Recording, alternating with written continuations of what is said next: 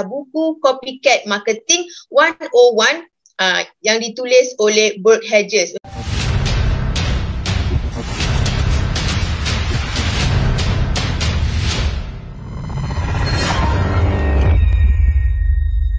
Buku Copycat Marketing ni pada teacher, berani teacher cakap buku Copycat Marketing ni ialah blueprint. Dia seperti blueprint business public goal dan G100. Kalau tuan-tuan puan-puan baca buku Copycat ni, Copycat Marketing ni, kita akan nampak, tuan-puan akan nampak dengan jelas, okey, blueprint public goal punya business dan juga G100 punya hala tuju. Teacher akan tunjukkan dengan you guys, okay, dengan tuan-tuan puan semua macam mana, okay, blueprint ni ditunjukkan dalam buku ni, okay. So dalam chapter pertama, chapter awal, okay, Burke Hedges tanya kita dia tanya kita soalan, what is true wealth? Dia tanya kita, apakah kekayaan yang sebenar? Apakah sebenarnya maksud kekayaan yang sebenar? So, Mr. Hedges cakap, kekayaan sebenar hanya boleh kita capai bila kita dapat kebebasan. Kebebasan macam mana? Freedom yang macam mana yang dimaksudkan ni ialah freedom apabila kita ada duit dan kita ada masa. Okey, kita ada duit dan kita ada masa. Dan mana datang freedomnya apabila kita ada dua-dua ni dan kita boleh buat apa saja yang kita nak pada bila-bila masa saja yang kita nak. Inilah yang selalu kita tekankan dalam G100, iaitu kita nak capai financial freedom. Okay, so ini yang dimaksudkan dengan financial freedom. Bukan kita boleh banyak duit, bukan kita banyak duit saja, tapi kita juga ada banyak masa. Sebenarnya itulah benda yang paling kita nak cari sekali lah. Lepas tu saya kata ini adalah blueprint G100. So bila bercerita tentang true wealth, okay, kita selalu kalau kita dalam G100, kita punya mentor selalu tekankan big why. Tetapi dalam buku Copycat Marketing ni, dia push lagi kepada grand why. Okay, grand why ni akan berlaku apabila kita buat perkara yang impian tu lebih besar daripada diri kita sendiri. Dia bukan lagi impian individualistik. Dia lebih kepada impian macam untuk ummah. So dalam buku ni, bagi kita contoh, Mr. Hedges bagi kita contoh dua orang yang kita kenal. Okey, iaitu Bill Gates dan Chuck Finney. Okey, mereka ni punya impian dah melebihi, dah tak individualistik lagi dah. Okey, Bill Gates dia dah ada banyak wealth, okey, dia dah ada true wealth, sampaikan dia dah tak fokus, orang-orang ni dah tak fokus untuk membina kekayaan dah.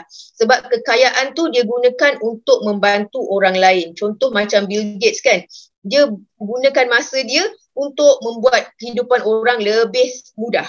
Macam Chuck Finney, kalau tak kenal Chuck Finney ni, Chuck Finney ni adalah pemilik rangkaian kedai duty free dekat airport. Chuck Finney ni lah. So sekarang Chuck Finney ni dia seorang filantropis sebab dia dah ada true wealth, dia tak buat duit lagi dah. So dia punya kekayaan tu dia lebih fokus kepada menolong orang ataupun donate orang. So bila you ada true wealth, you ada banyak choice. So itu yang kita nak lah, itu yang Mr. Hedges terangkan dekat dalam buku ni. Okay, and then lepas tu dia cerita kepada kita kenapa kita nak true wealth, sebab kita nak escape daripada rat race ni lah. Rat race ni lah yang biasa kita, mentor kita pun selalu kata comfort zone tu adalah tempat yang boleh membunuh kita lah. Pembunuh impian adalah comfort zone. So macam rat race ni adalah kita ni nak mengejar comfort zone. Kita work hard, sentiasa work hard untuk dapat duit lebih supaya kita boleh beli banyak barang dan kita tak boleh berhenti daripada loop ni. Okay, berpusing-pusing tak berhenti. Okay, so benda ni akan in the long run akan membuatkan kita rasa burn out sebenarnya. Rat race ni, Mr. Hedges kata, rat race ni adalah perangkap di mana kita kita trade masa kita untuk dapat duit. So ini yang dinamakan active income lah. Seperti mana yang selalu mentor-mentor kita ingatkan kita bahawa kita sampai bila nak buat active income. So kita kena dah mula menuju kepada passive income ataupun dalam buku ni dia cakap residual income. So apa dia perangkap tu? Perangkap tu ialah kita sentiasa menukar masa kita untuk dapatkan duit. So kalau kita tak ada masa, contoh bila kita sakit, bila kita burn out, kita tak dapat duit tu. Contoh bila kita datang kerja, kena tolak gaji. Okay? So dia akan menjadikan kita sangat-sangat dependent kepada gaji kita. Sebab apa kita sangat dependent? Dekat dalam lifestyle tadi kan, dekat dalam rat race tadi, kita nak support lavish lifestyle kita. Okay, kita nak beli barang, nak bayar hutang dan benda tu tak akan habis tau tuan-tuan dan puan-puan. Okay, dan kedua ia bersikap temporary, okay, bersifat sementara. Maksudnya kalau kita berhenti kerja, income kita pun habis. So macam mana cara kita nak escape rat race ni? Mr. Hedges cakap you tak ada cara lain, you kena mula leverage growth. So dekat sini kita boleh nampak dengan jelas blueprint, okay, blueprint G100 dan juga blueprint business public goal. So you guys yang memang dah ada, kita tuan-tuan dan puan-puan yang memang dah pilih untuk berada dan menjadi public goal business owner, sebenarnya kita ni dah follow blueprint copycat marketing ni to the T. Dan malah teacher rasa kita lebih bagus dan baik lagi. Alright. So terima kasih kepada mentor kita dan kepada founder public goal sendiri. Okay. So sebab dengan apa yang kita ada, sistem yang kita ada ni memang cantik dah. Okey, contoh kita tengok daripada bawah kan, daripada buku yang Mr. Hedges ni dia kata untuk kita leverage growth, makam yang paling bawah tu ialah residual income. Okey, residual income ni maksudnya kita dapat gaji, lepas tu kita invest separuh daripada gaji kita tu supaya adalah sebahagian duit kita yang bekerja untuk kita. So itu makam paling bawah lah pada pendapat penulis. Okay, and then makam tu naik sikit apabila kita mula menggunakan leverage. Okay you guys, pernah kan banyak kali kita dengar mentor-mentor kita, Kak Lopa, Teacher Mim, semua kata yang kita ni G100, group G100 ni kita ni lahir dalam bulan emas you guys. Okay, kawan-kawan semua, kita ada banyak tool set yang boleh membantu kita leverage masa. Benda yang paling penting kita nak leverage kat sini ialah masa.